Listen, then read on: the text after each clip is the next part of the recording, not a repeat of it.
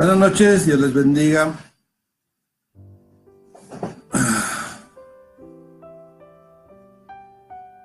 Aún no sé quiénes han llegado, veo muy poquitos, pero vamos a empezar en el nombre del Señor Jesucristo. Ponemos este estudio en sus manos, le doy la bienvenida, las gracias.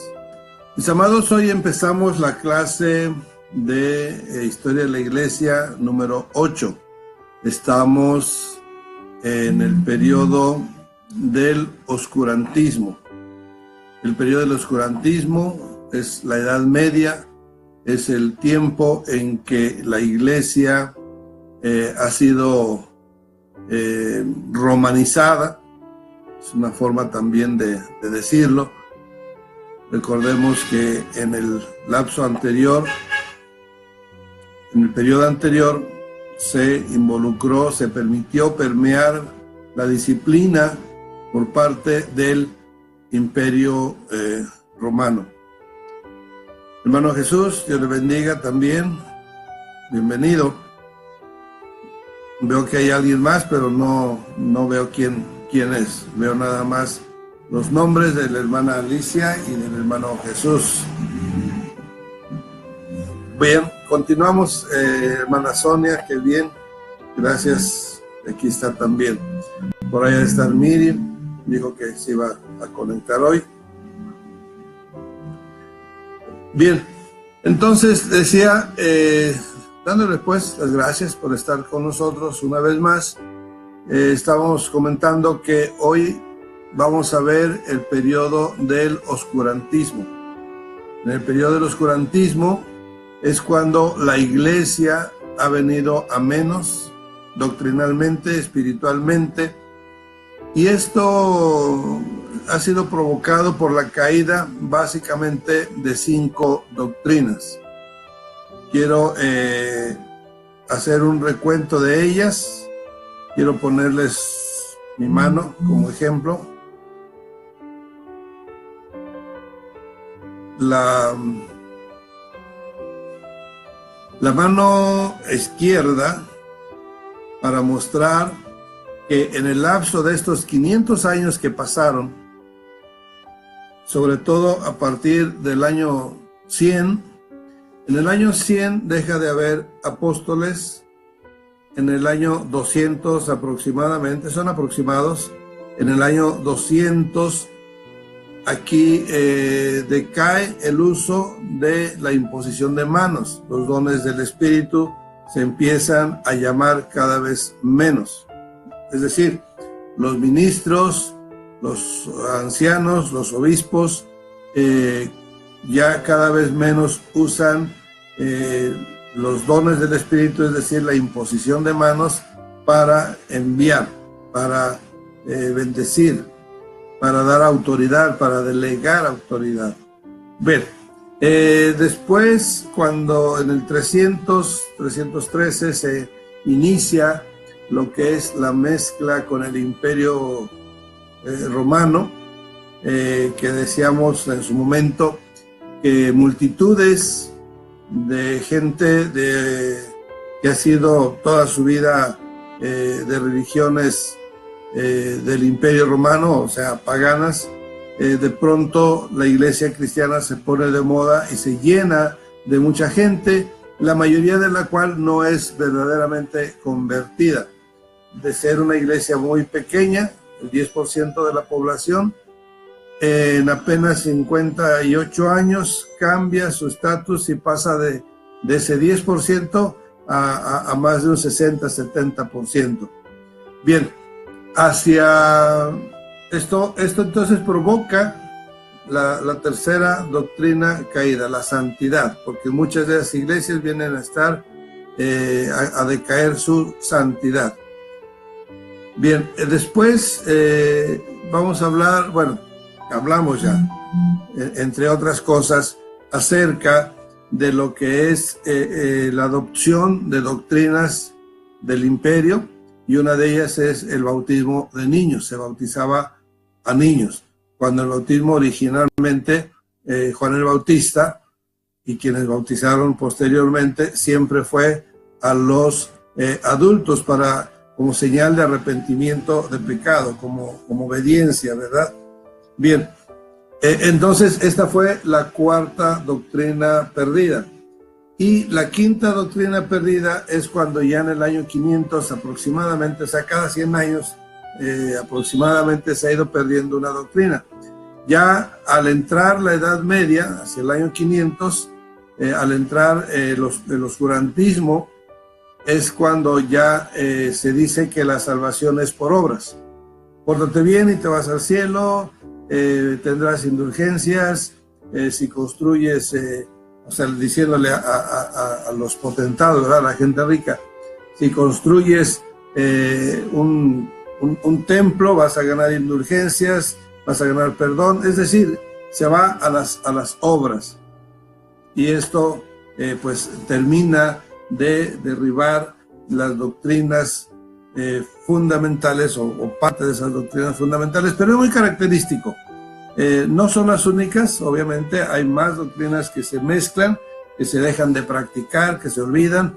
Hay doctrinas que se adoptan en esta Edad Media, provenientes del paganismo, de las tradiciones. Por ejemplo, se adopta, hacia el año 500 se adopta el rosario. El rosario no es un elemento cristiano, es un elemento que los budistas lo usan desde hace muchos años y más adelante lo van a usar también los musulmanes. El rosario y otros elementos se van insertando, van entrando en lo que es la costumbre de la iglesia oficial, de la iglesia romana. Bien, así que estas 5 doctrinas que han decaído es una figura, una simbología de la caída doctrinal, la caída espiritual de la iglesia. Esto va a ser así durante 1000 años, con todo el milenio, todo el oscurantismo, y después de la Reforma, recuerden esta mano, porque después de la Reforma vamos a ver, no así, perdón, es así es. Empieza apóstoles, después imposición de manos, después santidad, después bautismo a niños y después salvación por fe.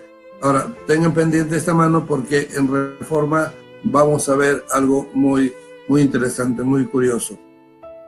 Volviendo al tema, entonces estamos hablando de que al principio de este periodo del oscurantismo, que también se le conoce como la Edad Media baja, Edad Media alta, en ese periodo hemos ya visto que han caído algunas doctrinas en resumen, y esa caída de doctrinas ha propiciado oscuridad. La iglesia es la luz del mundo, así que si la iglesia empieza a apagarse, pues vamos a tener problemas de oscuridad. Fue lo que pasó, ha estado menguando la luz del mundo. La iglesia ha venido a ser ya para el año 500 es un pábilo humeante, ha bajado su intensidad de la luz y pone la oscuridad.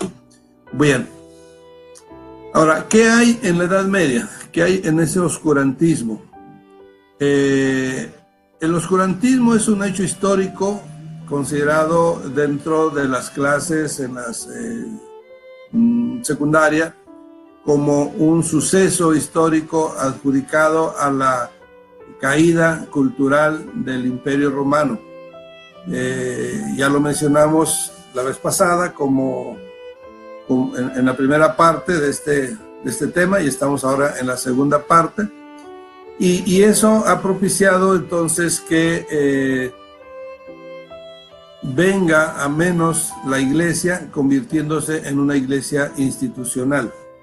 Es curioso que algunos emperadores del principio por ejemplo, en Jerusalén, cuando conquistan Jerusalén, quieren a Segismundo, por ejemplo, lo quieren hacer rey de Jerusalén, y tiene conciencia, dice: ¿cómo voy a ponerme una corona de oro en el lugar donde Cristo tuvo una corona de espinas?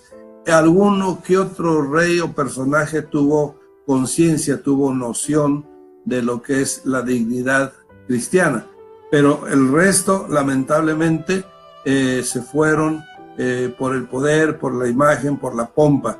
Vemos claramente pues ya para la segunda parte de la Edad Media como ya la iglesia es súper poderosa, ha usurpado, ha tomado el trono de los emperadores. Bien, entonces, ¿qué más hay? Aparte de oscuridad, junto con la oscuridad, ¿sabe también qué propició la oscuridad? O sea, ¿a qué se lo podemos adjudicar?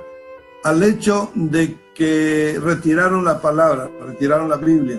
La Biblia es la palabra, es lumbrera a mi camino, es luz.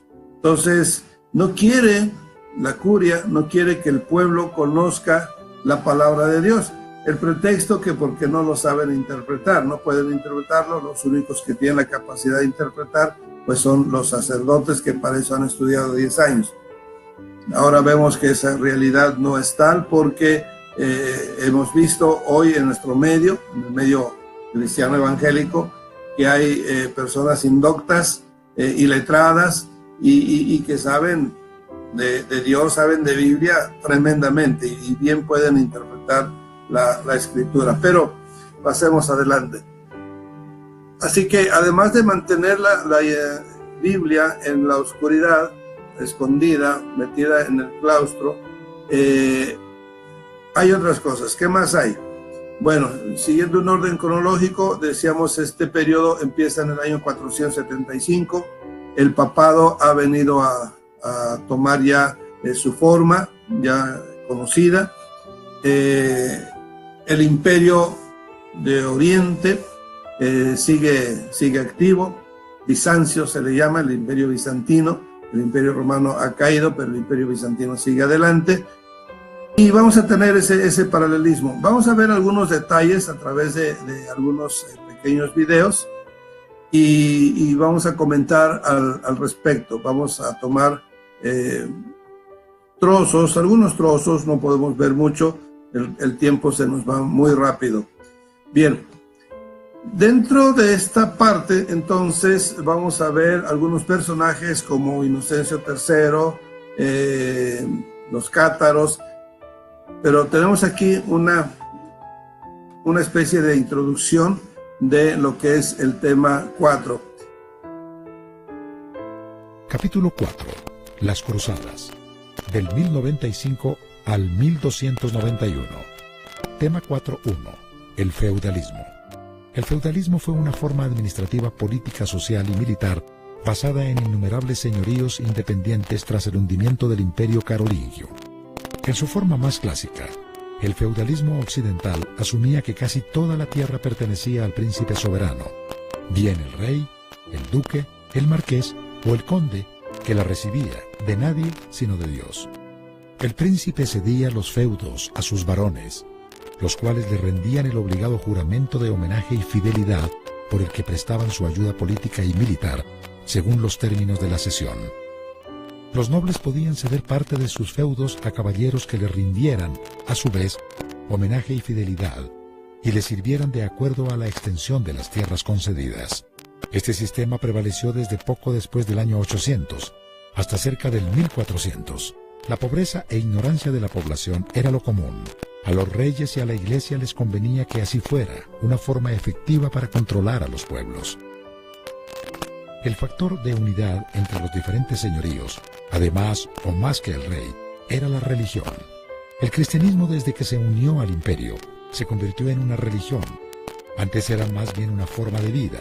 Religión, ignorancia, pobreza, sumisión total. Tema 4.2. Motivo de las cruzadas. Desde el inicio de la toma de Jerusalén y las tierras santas por los musulmanes, los cristianos y judíos podían visitar la ciudad santa en peregrinaciones autorizadas.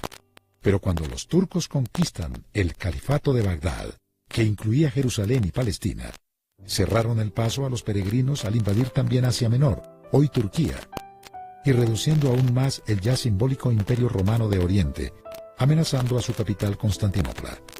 Los turcos establecen su capital en Nicea, a 100 kilómetros. Por ello el patriarca pidió auxilio al Papa, a quien le gustó la idea de unir hermanos de fe para defender una causa común. Tema 4.3. La Primer Cruzada. Del 1095 al 1098. El Papa Urbano II convocó a todos los reinos cristianos de Europa en la ciudad de Clermont, Francia, 1095, para que enviaran caballeros y ejércitos a luchar contra los infieles mahometanos. Inició la prédica de la cruzada ante un sentimiento colectivo por la preocupación del pueblo europeo por recuperar el Santo Sepulcro en poder de los turcos, y que además hostilizaban a los peregrinos que visitaban estos santos lugares. Al terminar su prédica, el Papa empleó la siguiente frase: renuncia a ti mismo, toma tu cruz y sígueme. La aprobación de la multitud se hacía sentir al grito de Dios lo quiere, Dios lo quiere. El patriarca había solicitado mercenarios al Papa como ayuda. El Papa extendió la solicitud de caballeros y soldados a los reyes, pero la respuesta de las masas fue abrumadora e inesperada.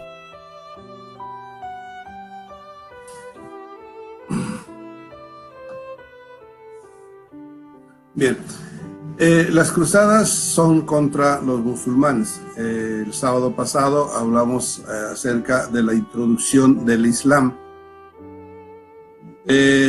Hacíamos inclusive un ejercicio de vimos cómo se va levantando el Islam cuando la iglesia cae. Es decir, decíamos hace un momento, la iglesia es la luz del mundo, pero eso implica una autoridad. Cuando esa autoridad espiritual ha caído, hay un vacío de poder en los aires y da entrada al Islam.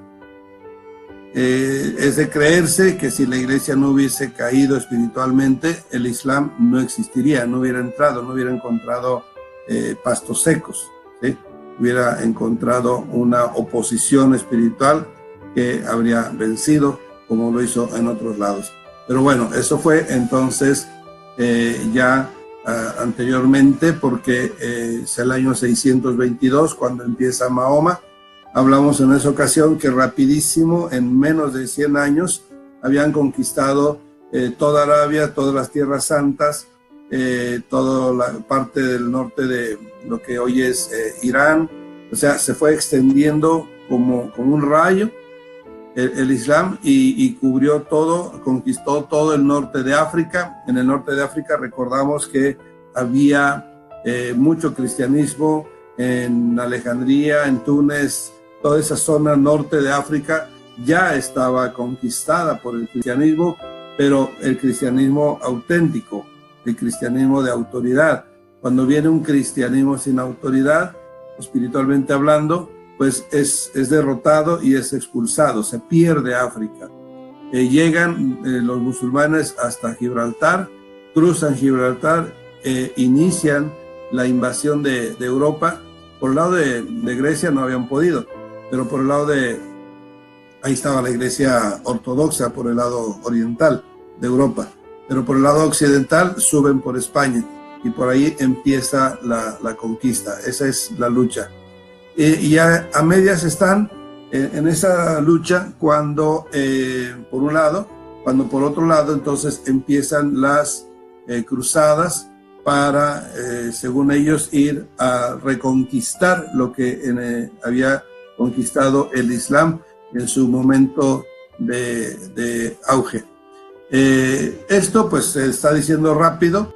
Fueron en total 8 cruzadas, empezando desde el año 1090, por aquí vimos 1099, ya se estableció el reino de Jerusalén. Es decir, en la primera cruzada tienen éxito y alcanzan la victoria al expulsar de Jerusalén a los musulmanes. Conquistan Jerusalén y Godofredo de Bouillon es propuesto como rey. Él es el que decía hace un momento que no acepta que se le corone, pero a su hermano sí se le corona como Balduino I, rey de Jerusalén. Es una monarquía en un lugar donde había una teocracia. El Papa quería que hubiera una teocracia precisamente, es decir, que gobernara Dios, ¿sí? Esa es la teocracia, pero que gobernara a través del Papa, o sea, que todas las naciones otra vez le iban a rendir homenaje, no nada más en el Vaticano, en Roma, sino también en Jerusalén. Pero fue un punto en que los reyes no aceptaron y finalmente fue un gobierno secular el que hubo en Jerusalén. Así viene la Segunda Cruzada, que esa es convocada por Eugenio III, esto ya es en el 1145, ¿sí? Después la Tercera Cruzada en el 1187. Las cruzadas realmente fue mucho el gasto, muchas películas, mucha historia. Lo ponen en las películas y en la historia como vencedores. La verdad es que salvo 2 cruzadas, todas las demás fueron un fracaso. Y hubo 2 de esas 8 que, sumándose a las de fracaso, hubo, pues, aquí hay una, por ejemplo, la siguiente cruzada, la cuarta, la del año 1202, le puse aquí en el título del tema, la cruzada de la vergüenza, porque en esa cruzada cometieron una traición muy tenaz. Deje ver si la hermana Alice me apartó por aquí un video de las cruzadas. No tenemos. Ok, se los platico. Lo tenemos en PowerPoint. Déjeme ponerle PowerPoint para explicarle con algunas imágenes esas cruzadas. A ver, aquí está. Comienzo. Bien. Las cruzadas fueron del 1095 al 1291. Ahí hubo, decíamos, 8 cruzadas. Ya hicimos un recuento de algunas de ellas. Aquí se explica algo del feudalismo, que pasamos por ello. Vamos a brincarnos lo del feudalismo. Es importante en el sentido de que entendamos cómo vivían ellos. Era una religión, ignorancia, pobreza, sumisión. O sea, no había una libertad para nada. No había ni siquiera una clase media. O era gente pudiente del rey y sus consortes, sus caballeros, o sea, diríamos la alta sociedad de la época. No había media sociedad. De ahí todos los demás era gente pobre, ignorante y que estaba sometida. Vemos aquí el motivo de las cruzadas, pues en pocas palabras se trata de reconquistar Jerusalén y las tierras santas que bajo el boom del Islam fueron ocupadas inmediatamente por el Islam. Vimos una nota de la primera cruzada, 1095-1098, duró 3 años, ¿sí? Han sido convocados por primeramente el Papa y de ahí los reyes armaron a sus ejércitos. Aquí lo que debería de avergonzar es el hecho de que usaron el nombre de Dios para ir a hacer guerra, para ir a matar. Porque muchas veces arrasaban una aldea y entraban a la aldea arrasando, así hubiera mujeres y niños ancianos, aunque no hubiera soldados enfrente porque estaban en otro lado en batalla, llegaban y arrasaban con esa aldea al grito de Dios lo quiere. Obviamente yo creo que eso no lo quería Dios, pero así se las gastaban. El reino de Jerusalén se establece una cruzada, ya lo mencioné antes, nada más quiero llegar a la tercera y cuarta cruzada. Muere el primer protector de Jerusalén, su hermano Balduino sí quiere que lo coronen de papa. Aquí está la cuarta cruzada. La cuarta cruzada en 1202 fue una traición no digna de quien se dicen ser cristianos. Bien, Constantinopla era una ciudad amurallada, donde había resistido los ataques de todos los enemigos, incluyendo los de los musulmanes. Era una ciudad muy bien protegida, no había sido derrotada nunca, y sin embargo viene a ser derrotada por sus mismos hermanos. Recordemos, son cristianos ortodoxos, ¿sí? No son católicos, son ortodoxos. La diferencia es que es una iglesia que se levanta, en lugar de papa se le dice patriarca, se levanta en Constantinopla cuando el emperador Constantino divide el imperio en dos.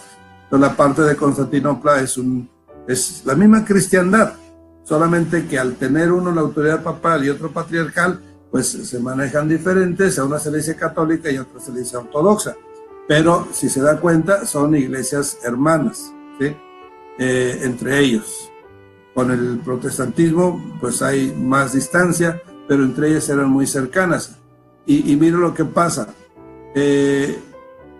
Piden permiso al patriarca de Constantinopla para entrar a la ciudad, que recordamos está muy amurallada, muy imposible de penetrar, y al entrar ellos, con permiso, cometen una traición.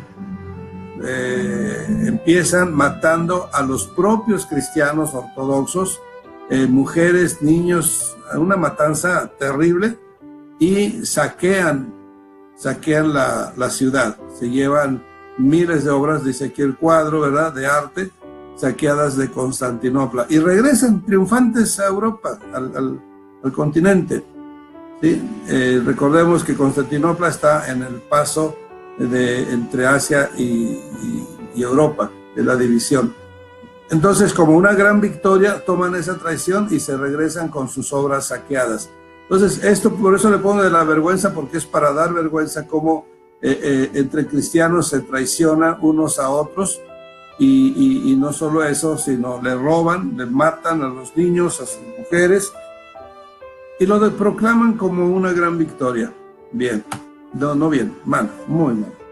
Pero ya es historia y ya pasó. Debo decir algo, mis amados, creo que no hay ningún católico en el grupo que estamos ahorita trabajando, pero si lo hubiera, y pues aún por los cristianos evangélicos es importante tomar nota de este punto que voy a mencionar. Todo esto que hemos visto de traiciones, de persecución a cristianos, cristianos contra cristianos, traiciones y mentiras, etcétera, todo ello podemos decirlo que corresponde al católico de hace 1000 años, ¿sí?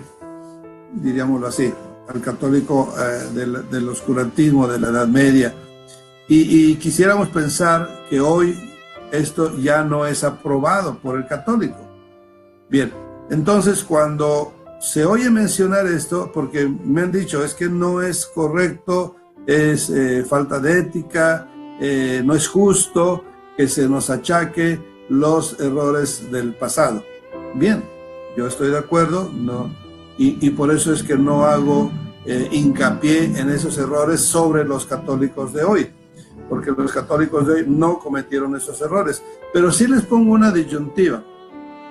Sí, si usted está de acuerdo, vamos, el católico, hablo del católico, si el católico está de acuerdo con lo que pasó en ese tiempo y no siente remordimiento, vergüenza, arrepentimiento, con el debido respeto, es cómplice. Pero si siente remordimiento y dice, como lo han llegado a expresar algunos católicos, inclusive la misma Inquisición, ahorita vamos a ver quién fundó la Inquisición la primera vez, fue orden del Papa y se le asignó a los dominicos. Recién, hará unos 10, 12 años, el superior de los dominicos sacó una carta pidiendo perdón a la humanidad por las matanzas que hizo la orden de los dominicos como administradores de la Santa Inquisición. O sea, es a lo que me refiero. Si ya hay un remordimiento, si ya hay una mea culpa, la confiesa, pide perdón, es otra cosa, ¿sí? Y entonces vamos en la misma línea. Pero si no se arrepiente y dice qué bueno que lo hicieron, malvados protestantes o malvados musulmanes, o sea, está complaciente con ellos, pues entonces viene a ser una complicidad y sigue siendo tan como los del pasado. Bueno, vamos a ver entonces la siguiente cruzada. En el año 1209 el Papa Inocencio III, este Papa inició 2 cruzadas. Pero aquí viene otra de las cruzadas terribles. La primera de traición, la número 4, fue contra los hermanos cristianos ortodoxos, al menos hermanos de los católicos, ¿sí? Si usted no lo quiere ver así, de los protestantes, pero al menos de los ortodoxos que vemos en otros lados en la actualidad, que están siendo masacrados los ortodoxos, y mucho pueblo ortodoxo reacciona con valor cristiano y dice: no quiero ser un musulmán, hagan lo que quieran con mi vida, con mi cuerpo. Los destazan, los matan y se siguen manteniendo fieles a Cristo. Esto es una cosa ambivalente, pero hablando de este año, de este tiempo, entonces volviendo al punto, Inocencio III, un papa muy joven, yo creo que es el más joven que ha habido en toda la historia, 38 años, ¿sí? Pero le alcanzó la vida para perseguir a los cristianos también, a los albigenses. Este fue el papa que ordena la persecución contra los albigenses. ¿Quiénes son los albigenses? Era un grupo, de ese voy a hablar mucho porque es un buen ejemplo para lo que es el remanente cristiano, este grupo de albigenses, por su martirio, por su valor, por su doctrina. Los acusaron de ser herejes, pero recuerde quién escribe la historia. La historia pues la escriben los vencedores, y aquí estamos hablando de un catolicismo vencedor. Vamos a ver qué viene la siguiente imagen y ahorita platicamos un poco de los albigenses. Terminan las cruzadas, todas fracasaron, salvo la sexta, que logró reconquistar temporalmente Jerusalén otra vez. La primera vez lo hicieron, pero después los expulsaron. Ahora, esta frase del párrafo final dice: nada bueno quedó de la experiencia de las cruzadas, salvo el desprestigio a la cristiandad por las matanzas innecesarias contra el pueblo islámico. Y es que, mis hermanos, hoy, no sé si usted lo ha visto en alguna parte de noticias o algo que haya leído en relación del Islam contra los cristianos, y habrá de haber visto por ahí el nombre que nos dan los musulmanes. ¿Cómo nos dicen? A todos los cristianos, no nada más a los católicos, a los americanos, por ejemplo, que no son mayoritariamente católicos, sino mayoritariamente son evangélicos, a los europeos de países reformados o protestantes. ¿Cómo les dicen? ¿Cómo nos dicen? Nos dicen los cruzados. Aún hoy, en el siglo XXI, los terroristas dicen: vamos a matar cruzados. O sea, se da cuenta que hoy todavía existe ese anhelo de venganza, ¿sí? Y ahora es peor, por eso del terrorismo que ha surgido con un ímpetu, con un fanatismo tremendo. Y entonces todavía hoy estamos viendo eso, y con mayor razón, bueno, no porque tengan razón, sino con mayor fuerza, quise decir, con mayor fuerza están buscando venganza contra los cruzados. Entonces, a todo cristiano, sea ortodoxo, sea protestante, sea católico, de la rama que sea, no se paran, no toman en cuenta que los únicos cruzados son los católicos, son los únicos que patrocinaron y armaron ejércitos, levantaron ejércitos para ir a luchar contra los musulmanes y matar en el camino mucha gente que nada que ver, ¿sí? Mataron, además de islámicos, mataron muchos judíos también. Aprovechando el viaje, se encontraban con grupos de judíos y los masacraban también a los judíos. O sea, fue una cosa, una matanza que solo sirvió para lo que dice aquí, para desprestigiar la cristiandad. Porque aún los judíos consideran a todos los cristianos pues en la misma canasta con los católicos, y por eso, así digamos directamente, los cristianos son asesinos, es lo que nos han calificado, ¿sí? Repito, el Islam de hoy quiere venganza contra los cruzados. No es el único motivo, o a lo mejor sea un pretexto, pero ahí está ese entredicho. Bien, Siguiendo en esta misma línea, vamos a ver hasta dónde está aquí en el PowerPoint las cruzadas. Todavía aquí vemos, finalmente se vio que la principal motivación de la mayoría de los nobles era sacar provecho económico y político. El pueblo y algunos líderes sí respondieron con pasión a lo que ellos entendían era un llamado de Dios. Siempre ha habido, dentro del catolicismo, siempre ha habido gente sincera, gente fiel a Dios inclusive, y solamente que pues engañados, ¿verdad? Una doctrina engañosa, y en este caso pues les hicieron creer que era un llamado de Dios, y entonces como quieren obedecer a Dios, ahí van a ese llamado, a matar gente. Indudablemente las tinieblas habían logrado copar las mentes de aquellos que debían estar llenos del Espíritu Santo. ¿Quién debe estar lleno del Espíritu Santo?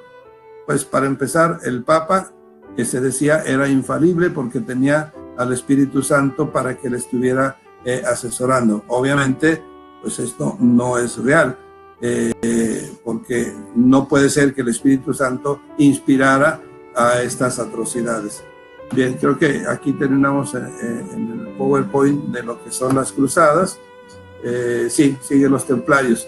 Vamos a hacer aquí una pausa en las diapositivas, y para cambiar la voz voy a ponerles otro video ahora de Inocencio. Inocencio III fue un papa, pero veamos la intervención que tiene este papa en la historia, que es muy relevante. En 1209, el Papa Inocencio III convoca a una nueva cruzada, pero esta vez no es contra los musulmanes, sino contra otros cristianos. Los cátaros, también llamados albigenses, estaban teniendo una fuerza de expansión imparable, al menos imparable con argumentos. La Iglesia los consideraba herejes.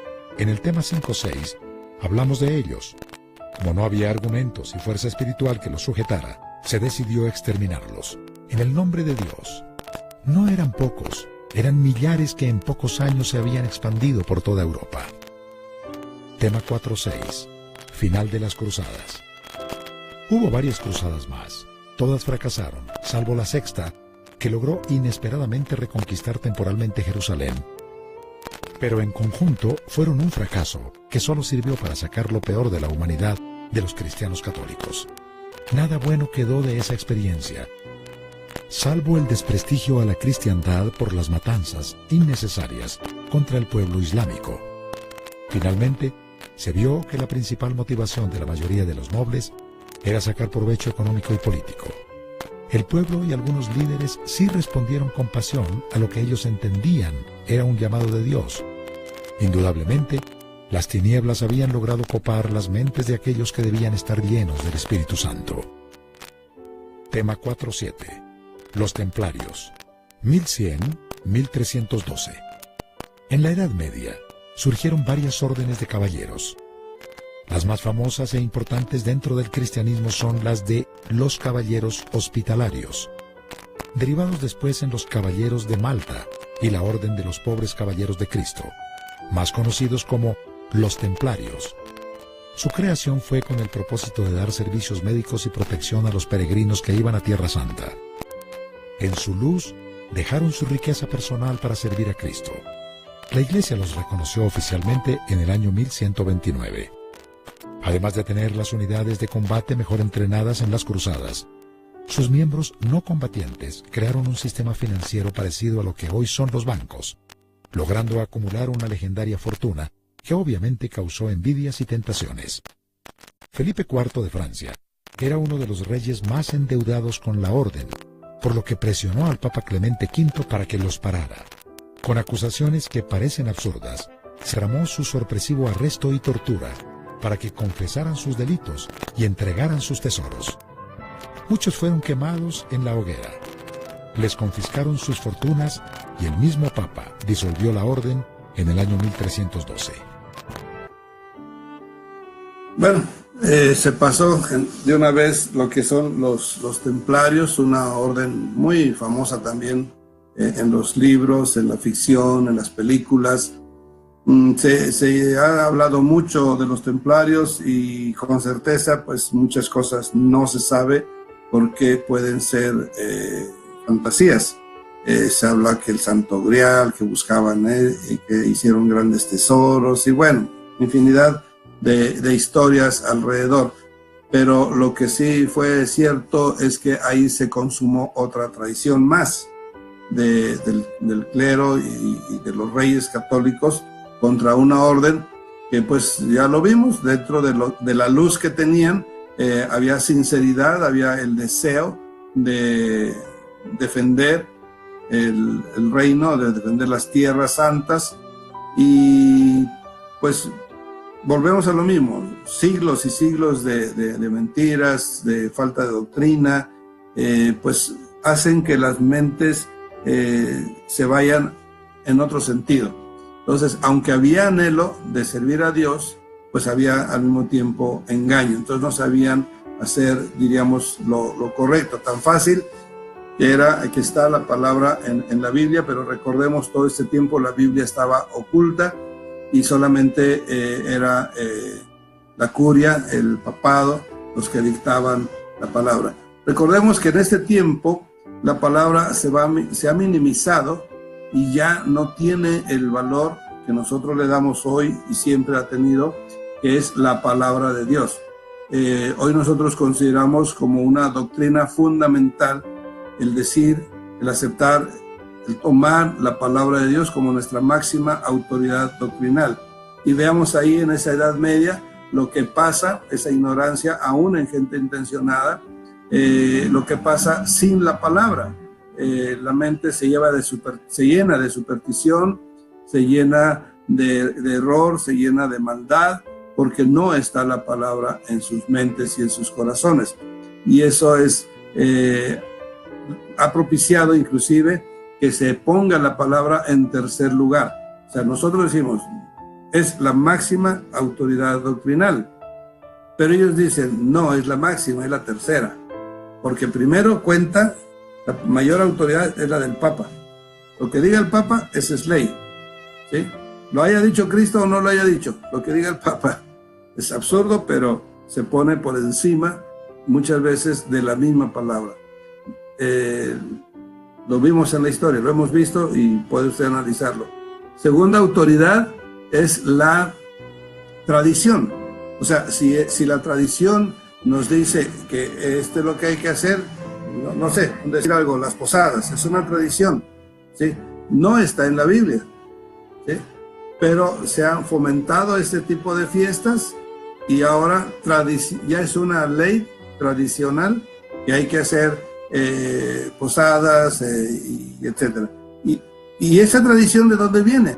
Esa tradición no viene de la iglesia primitiva, no viene de ningún lado así, viene de más atrás, ¿sí? Ya tiene 1000 años, hablando de la Edad Media, ya tiene más de 1000 años esa tradición, y es una tradición pagana. Y así como esa, hasta la estoy poniendo solo como ejemplo. Pero no importa si la tradición es de origen pagano, es tradición adoptada por la iglesia y tiene autoridad. ¿Y qué cree? Mayor autoridad que la Biblia. Ya. No queremos hablar mal del asunto, pero la historia nos obliga a recordarlo, a verlo, y si estamos hablando de historia, pues tenemos que hablarla, ¿sí? Bien, vamos a otro video. Quería hablar de los cátaros. ¿Ya hablamos de los cátaros? Yo quería comentar de los cátaros, pero creo que Alberto se me adelantó. A ver, vamos a ver aquí. Los cátaros son los arbingenses, un pueblo muy radical en su momento. Les voy a leer un texto de las costumbres. Estas son algunas características publicadas. Rechazaban el Antiguo Testamento, solo predicaban con el Nuevo. No aceptaban la noble naturaleza de Jesús. Rechazaban la inmoralidad del clero y las ansias de poder de los dirigentes. Practicaban la imposición de manos como sacramento. Rechazaban todos los sacramentos posteriores desarrollados por la Iglesia. Llevaban el Nuevo Testamento a los hogares donde predicaban. habían traducido el Nuevo Testamento a la lengua común. La Iglesia Católica solo citaba unos pocos versículos en latín. El latín había evolucionado, y no en todos los países se hablaba latín. Bueno, ciertamente sus herejías, diríamoslo así, son, al no aceptar el Antiguo Testamento como palabra de Dios, lo consideraban como una herejía. Mire, esto es parte del grupo que había quedado a un lado. ¿Se acuerdan que habíamos estado hablando de los arrianos? Los arrianos son esta doctrina, ¿sí? Donde Jesús no es Dios, donde el Antiguo Testamento, en fin, varias cosas que traen los arrianos que hoy son los testigos de Jehová. De ese tipo eran. Entonces lo estaba mezclando con otro grupo, ¿sí? Pero hablamos simplemente de los albigenses o cátaros, y aún con sus herejías merecían ser asesinados de modo que fueron, ser exterminados. Es como si hoy dijéramos, los testigos de Jehová son herejes porque esto y esto y esto. Y ponga usted, es cierto, pero de ninguna manera, claro, estamos hablando de otros tiempos aparentemente menos crueles.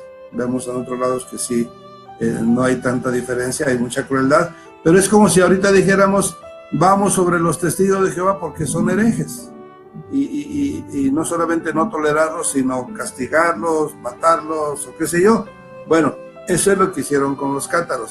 Ese Inocencio III ordenó la cruzada contra los cátaros a exterminarlos.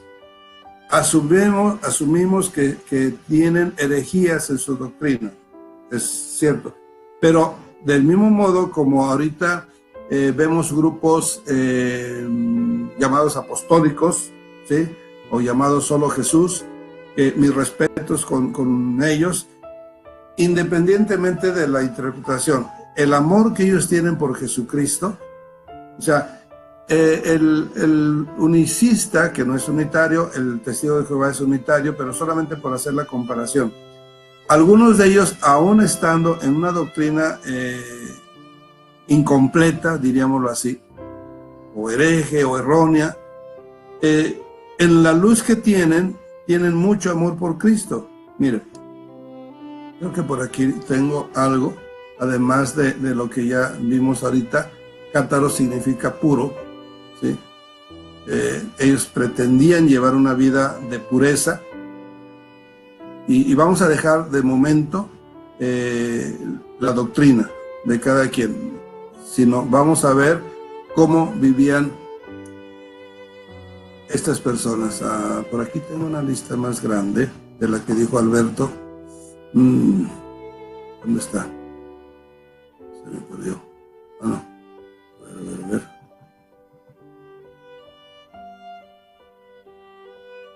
No, ya la perdí. No la guardé hace rato y ahora la perdí. Bueno, pero mire, darle una idea. Vivían la vida cristiana de una manera en la que respetaban lo que entendían del Evangelio, lo que entendían del Nuevo Testamento. Decía que tú sí seas sí y tú no seas no. Por ejemplo, ellos lo vivían. Y lo sabemos no porque haya escritos en favor de ellos, sino que son escritos en contra de ellos. Recuerden, otra vez, ya lo mencioné hace un momento, la historia la escriben los vencedores. Entonces, esto que estoy mencionando, por ejemplo, lo escribieron los vencedores. Los críticos católicos dicen, y es que son así y así y así, tomando lo que ellos tomaban como defecto, presentándolo como un defecto, pero que realmente era una virtud. Vemos que era una obediencia. Entonces, una pista para entender ese grupo de cómo vivían es que decían sus detractores que no bailan, no, como decir, no bailan, no fuman, no toman, no visten ropas llamativas. O sea, es como decir hoy un grupo muy radical, ¿sí? De vestidos largos y pelo largo y no sé. Bueno, los apostólicos que se parecen a ellos un poco usan, las mujeres usan velo permanentemente, en fin, cosas así que los hacen ver muy radicales y que pues para la época se les hacía totalmente fuera de lugar. Entonces hablaban muy mal de ellos, criticándolos Y entre una de las críticas que recuerdo está esa.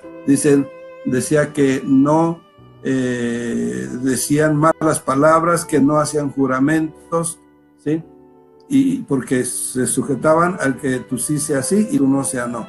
O sea, que la persona que hizo esa nota, ese resumen histórico, pues ni siquiera conocía Biblia, porque eso no es algo negativo, es algo positivo. Bueno, vamos, ya que hablamos de los cátaros, pongamos la segunda parte de este video. Es un video chiquito. Tanto habían crecido y tanto les odiaban, que Inocencio III, apoyándose en el rey de Francia, cuyo reino era el más afectado, convocó a toda una cruzada para ir contra ellos, poniéndoles al nivel de los musulmanes como enemigos que habían invadido Tierra Santa, si Europa se consideraba como tal. Esta persecución, que se convirtió en una guerra santa, fue entre los años 1209 y 1244. Oísteis que fue dicho: amarás a tu prójimo y odiarás a tu enemigo. Pero yo os digo, amad a vuestros enemigos, bendecid a los que os maldicen, haced bien a los que os odian, y orad por los que os ultrajan y os persiguen. También fue creada la Santa Inquisición, operada por los dominicos, con el propósito de aplicarla contra los albigenses, presentándoles como el peor de los enemigos y que había que borrarlos de la tierra.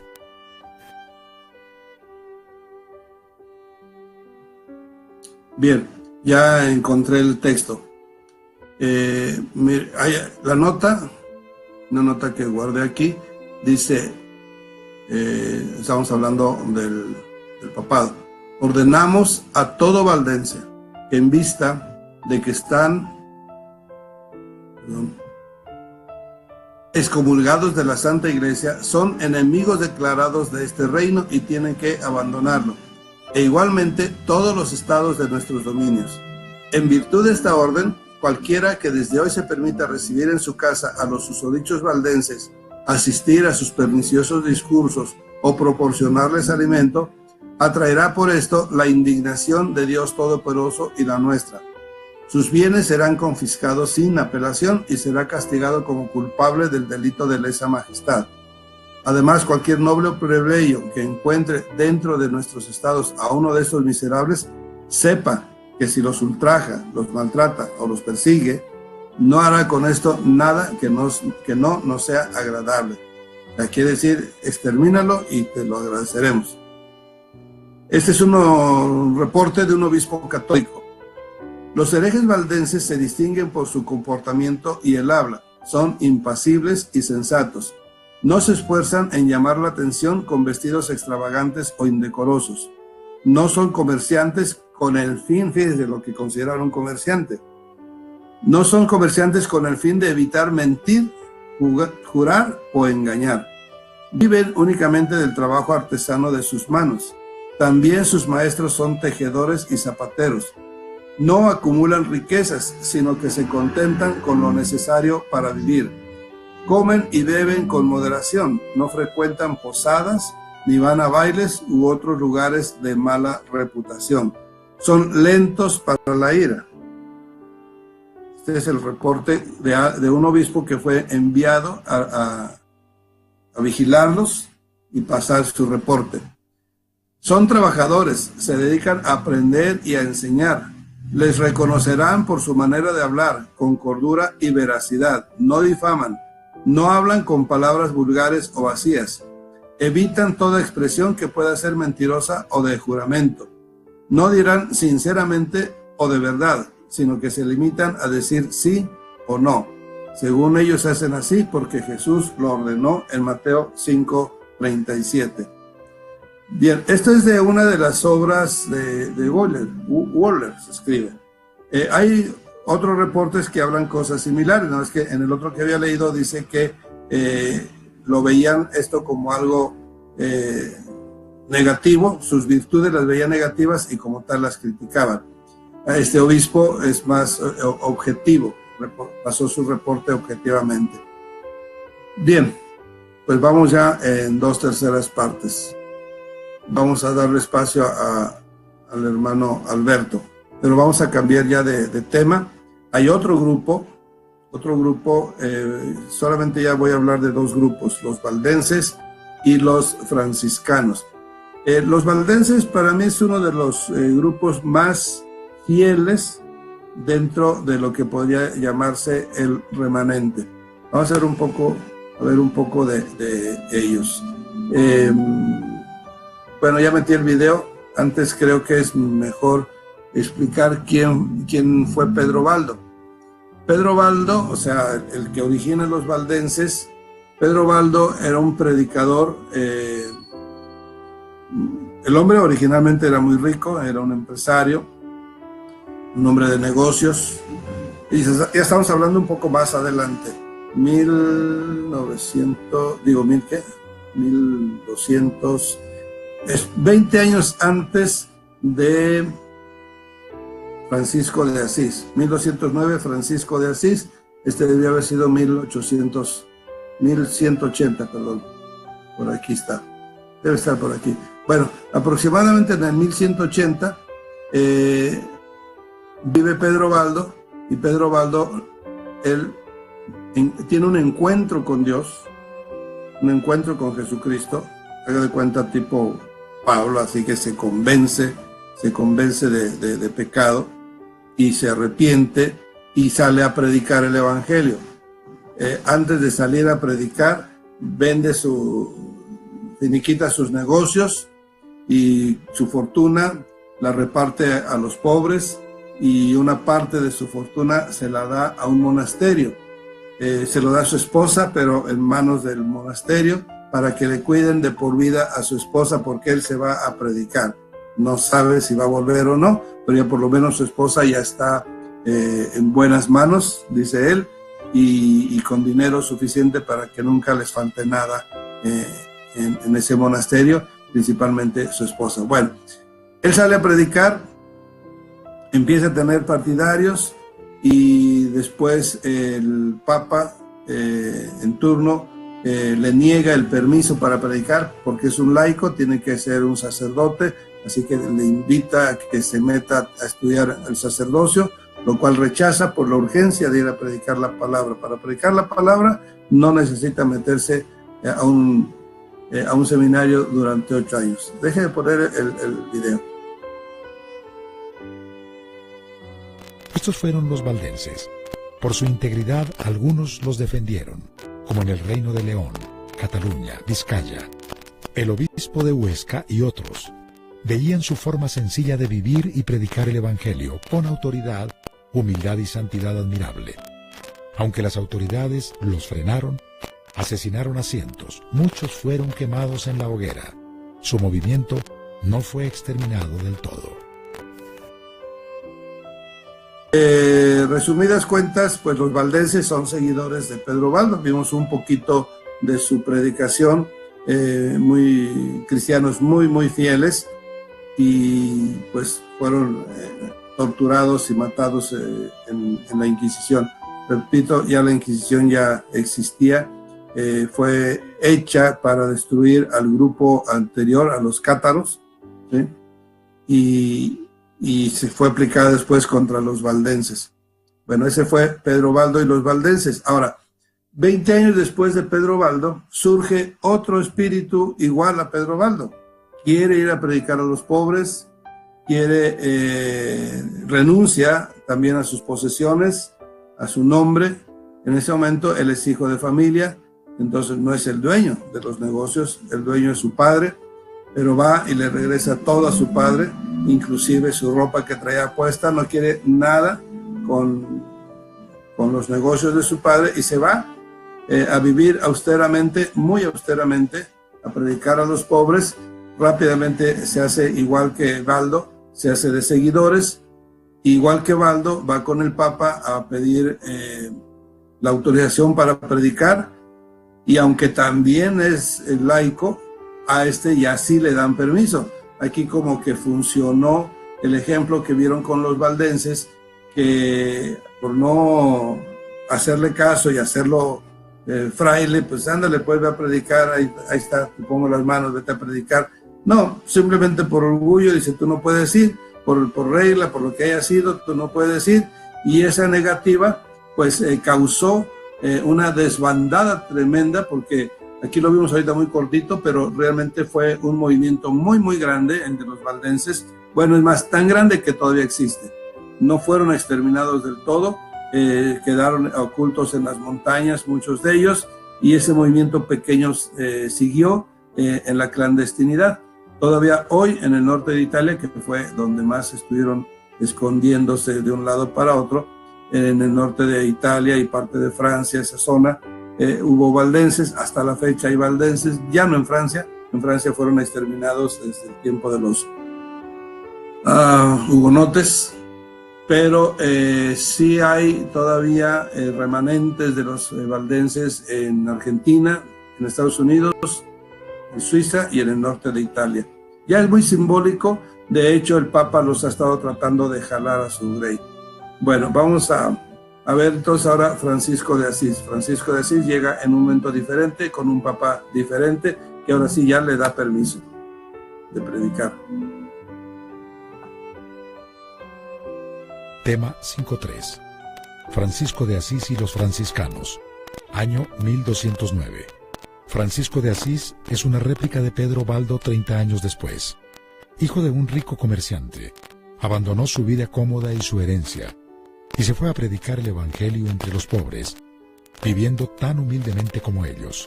También tuvo muchos seguidores que se aplicaron a las normas de Francisco. También se presentó ante un papa, Inocencio III, pidiendo reconocimiento a su movimiento. Aquí está la diferencia. Este papa tenía más visión que Alejandro III, y concedió el reconocimiento en el acto. O quizás la experiencia con los valdenses le ayudó a actuar sagazmente. Ok. Bien, este es entonces el segundo grupo de predicadores de los pobres. Francisco de Asís no era muy diferente de Pedro Baldo. Sin embargo, la relación que tuvo, la cobertura que tuvo la iglesia en la Iglesia Católica, pues cambió los destinos de este movimiento. Quizá él, no quizá, es una seguridad, ese fraile empezó con Cristo en su corazón, dejando sus riquezas, yéndose a vivir pobremente, incomodidad, desprecio, etcétera, y eso, ¿qué lo movía? El amor por Cristo. Por eso digo, no dudo del principio noble de Francisco de Asís. ¿Cuándo empezó a cambiar? No lo sé, si es que cambió, porque todas las historias que tenemos de Francisco de Asís pues son positivas, están hechas del lado católico y muy poco sabemos fuera de ese ámbito de la vida de Francisco de Asís. No sabemos si en algún momento esa cobertura le haya afectado en lo personal. A él no, pero a los franciscanos sí les afectó. O sea, la orden de los franciscanos, aunque siguió los principios de Francisco de Asís, más adelante en la historia los vemos cometer errores propios del papado. ¿Por qué? Pues porque esa era su casa, esa era su autoridad. O sea, la suerte de ellos fue entonces sobrevivir, pero bajo la cobertura de una iglesia pues ya apostatando, ¿verdad? Y el error y el destino de Pedro Baldo y los valdenses pues fue el exterminio. Bien, vamos a regresar al PowerPoint. Bien, nos quedamos entonces en el PowerPoint con los templarios. Ya hablamos un poco de ellos. Movimientos cristianos destacados en el año 1100 al 1000, del año 1000 al 1300, que aquí estoy viendo un error. 1900, 1350 está mal, no concuerda, pero está hablando de los cátaros o albigenses, y ya hablamos de ellos, ya hablamos de la hoguera de los valdenses. Algunas características publicadas ya las leímos también. ¿Qué más? La Santa Inquisición, está Pedro Baldo, los valdenses, de los predicadores, los pobres de León, Pedro Baldo hizo lo que Pedro el apóstol. Cuando el Papa le ordenó que no predicara, dice, pues sí, es importante obedecer a las autoridades, pero más importante es obedecer a Dios, con permiso.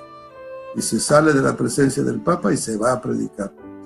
Bien, todo esto es historia de los valdenses hasta nuestros días. Ese grupo, repito, sobrevive. Así que quiero ver a qué más llegamos aquí. Los seguidores. Domingo de Guzmán, ok. Domingo de Guzmán y los dominicos. Esta es la orden de los predicadores que igual que Pedro Baldo y que Francisco de Asís se mete a predicar, quiere seguir el ejemplo de estos dos personajes. Oficialmente diríamos seguir el ejemplo de Francisco de Asís. Este fue reconocido por el Papa Honorio III, o sea, fue aceptado oficialmente, no tuvo ningún problema. Y a esta orden tuvo el ingrato honor de ser delegado, de ser designado por el Papa para que se encargaran de manejar, de administrar la Santa Inquisición. Orden muy novedosa y polifacética. Mire, esto sí lo recuerdo, déjeme leérselo. Tuvo muchas caras, de hombres buenos y santos, sabios y otros no tan santos. Los más santos y conocidos para nosotros, Tomás de Aquino, Fray Bartolomé de las Casas, es el que estuvo aquí en México defendiendo a los indígenas. O de los menos buenos como Fernando de Guío y Tomás de Torquemada. Tomás de Torquemada era nada menos que el inquisidor. O sea, hubo, así como está escrito, buenos y malos dentro de esta orden. Les decía al principio casi que finalmente en años recientes el superior de esta orden pidió perdón a la humanidad. Hay muchos personajes más que no alcanzamos a citar, como Tomás de Aquino y Pedro de Cluny. Los que hemos citado son para dar una idea de cómo se vivió la época del oscurantismo y las huellas que dejaron en la historia, para bien o para mal. Ok, vamos terminando la época del oscurantismo. Aquí ya vemos a John Wycliffe y Juan Hus. Ellos son más conocidos como pre-reformadores y aquí estamos todavía en el tiempo del oscurantismo. Pero los citamos porque cronológicamente entran dentro de este año. Primero, John Wycliffe vivió de 1320 a 1384 y Juan Hus 1370 a 1415. Pero por su importancia, por su papel en la Reforma o en la Pre-Reforma, los pasamos al siguiente periodo. No vamos a hablar hoy de ellos. La Baja Edad Media son formas de vida. Vamos a ver entonces un video. Creo que hay un video al respecto. Y con esto nos vamos preparando para salir. Los franciscanos, tema 6. Vamos directamente al tema 7. Porque todo el tema 6 son los reinos de España y todo eso. Muy importante también porque ahí entra ya en estos tiempos la preparación para limpiar España de...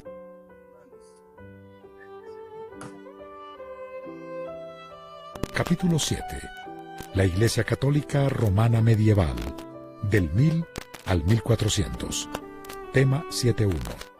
La querella de las investiduras, la humillación de Canosa. En 1073, estalla la querella de las investiduras entre el papado y los reyes europeos, que habían usurpado el derecho de asignar investiduras, nombrar obispos, abades y otros cargos en sus dominios. Esto podría tolerarse en el Imperio de Oriente, con el patriarca de Constantinopla, pero no en Roma. Hacia el año 1056, el emperador Enrique III era el verdadero dispensador de nombramientos, pero a la llegada del Papa Gregorio VII, en 1073, ordenó parar esa práctica. El emperador Enrique IV no estaba dispuesto a perder esa autoridad, así que desdeñó las órdenes papales y siguió ordenando obispos. Convocó un sínodo en Worms, en 1076, donde los obispos alemanes se declararon en desobediencia al Papa, pidiéndole la renuncia a su cargo. El Papa contestó con una excomunión al emperador. Las cosas se le complicaron al emperador porque una excomunión le aleja a los fieles católicos, además de otros problemas que se le vinieron encima. En fin, el punto es que Enrique IV tuvo que claudicar ante el Papa. Ante tal victoria, se engrandeció el Papa y castigó al emperador, haciéndole ir a su residencia en Canosa por el perdón y así levantarle la excomunión. Le mantuvo en espera en la puerta de su palacio bajo la nieve, sin resguardarlo, 3 días. Su esposa y su hijo también. Esta escena es conocida como la humillación de Canosa. Tema 7.2. Inocencio III, entre Dios y el hombre. Del 1198 al 1216. Uno de los papas más jóvenes, ocupa el papado a los 36 años. Es un claro oscuro en la historia. Tuvo iniciativas muy buenas y muy malas. Bien, ya hablamos algo acerca de este papa y se nos acaba el tiempo, así que acabo de ver ahorita una nota que el hermano Fernando nos deja aquí. De hecho, dos notas. La primera, muy importante aclararlo, ciertamente son de una base gnóstica, porque ya lo habíamos comentado, ¿verdad? Que tiene la creencia de que Cristo es humano. O sea, ciertamente hablábamos también de que sí se puede mencionar, tenían sus herejías. Lo que yo defendía y defiendo es el hecho de que no por sus diferencias merezca todo un pueblo ser asesinado. Vamos, está largo el comentario del hermano Fernando. El anterior habla de, dice, en 100 años, no, el último, 100 años antes de Francisco le dieron permiso de predicar a Hildegarda von Bingen, una mujer. Sí, ese yo no conozco ese caso y es muy llamativo, porque aparte de que es más temprana la Edad Media, sí, también es sorprendente que haya sido una mujer.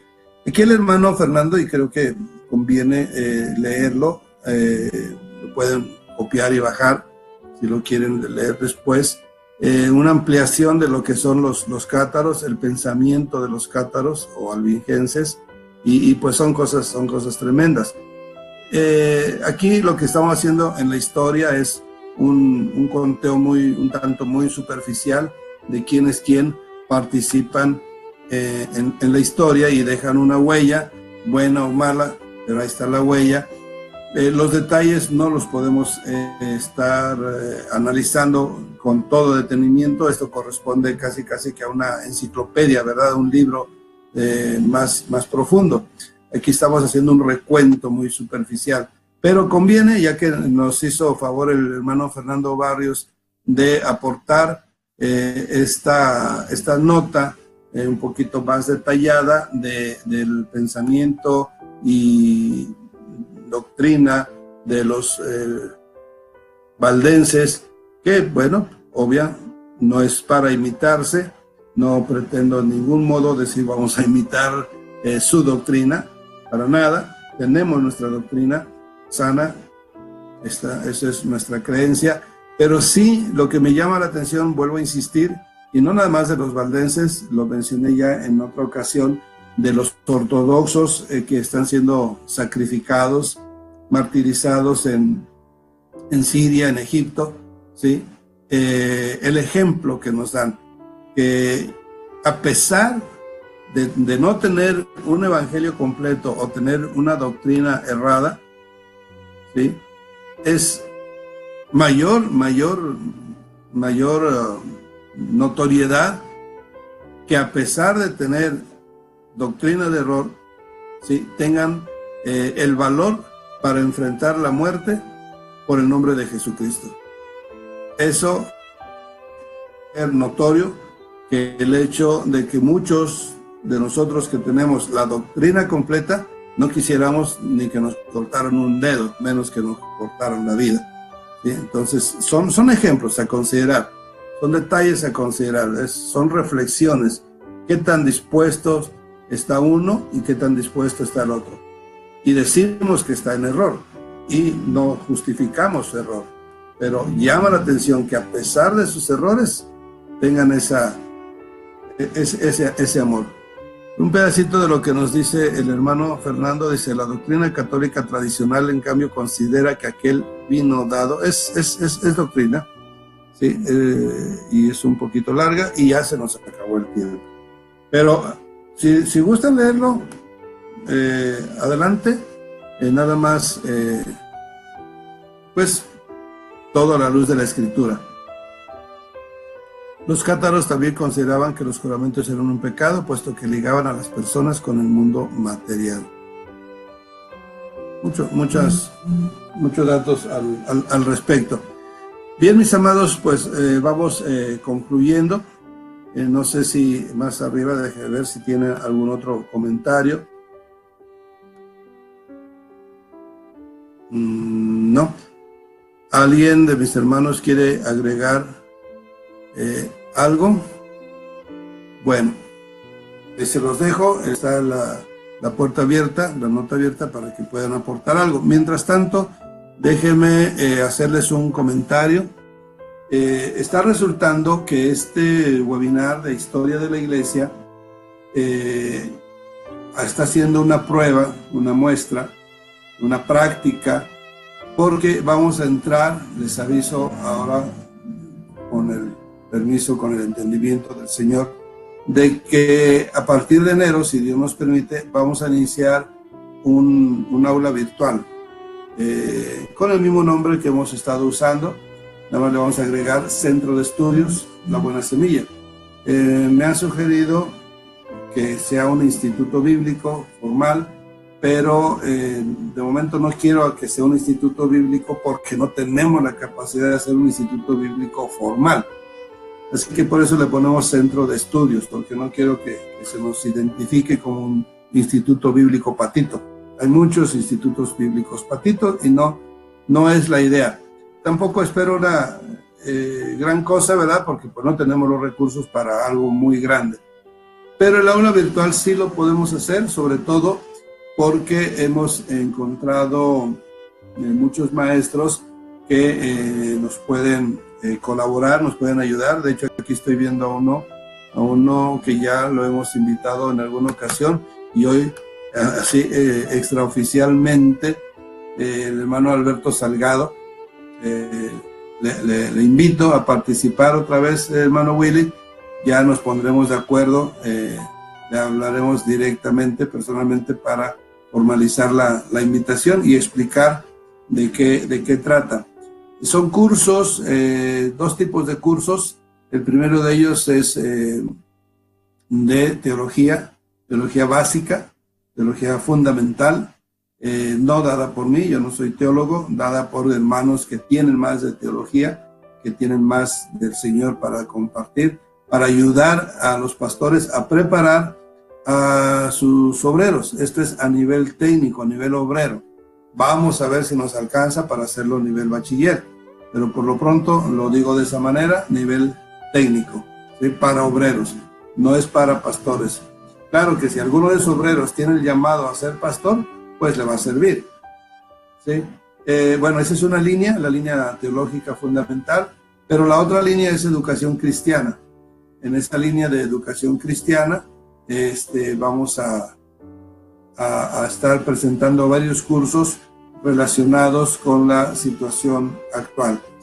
No sé si se me fue el hermano Fernando, quería agradecerle esa participación tan larga.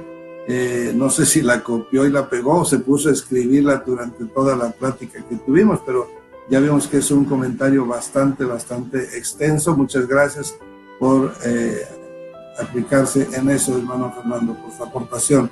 Muchas gracias. Bien, entonces el día hacia finales de noviembre, más o menos en un mes, estaremos iniciando una serie de webinarios y ya más directamente a la práctica. Esos webinarios son diversos temas relativos a las clases que se van a estar dando y son gratuitos. Los webinarios son gratuitos. vamos a tener una cuota, pero para lo que es el aula virtual, porque ese es prácticamente es un seminario, es un instituto, pero tenemos varias clases, no es nada más que la cuota es por una clase, es una membresía, muy económico la membresía, 170 pesos por mes, pero puede disponer de todos los cursos de teología que se dan en ese mes. Dura más de un mes, pero me refiero a que puede apuntarse en cualquiera de los cursos que estén vigentes sin ningún pago adicional. Ya es una membresía y puede disponer, pues como en un club de membresías, de todo lo que hay. Es como ese club que Britannia, que tiene resbaladillas, tiene juegos, tiene alberca, gimnasio, canchas, tenis, etcétera. Y depende del usuario que usa. Puede usar solamente una silla para sentarse ahí y tomar el sol, o puede usar todas las instalaciones porque está incluido. Así es la membresía. Puede tomar un solo curso que le interese, ¿sí? Pero también puede tomar los 10 cursos que están, puede bajar libros virtuales, digitales, puede bajar también, ¿cómo se llama? Recursos para niños. Mi esposa va a estar subiendo algunos recursos para niños, también lo puede bajar, tomar el curso de maestros. No sé todavía cómo le va a llamar ese curso, pero tentativamente les digo enseñando a enseñar, algo así. En fin, va a haber muchos cursos, como todo un salón de clase.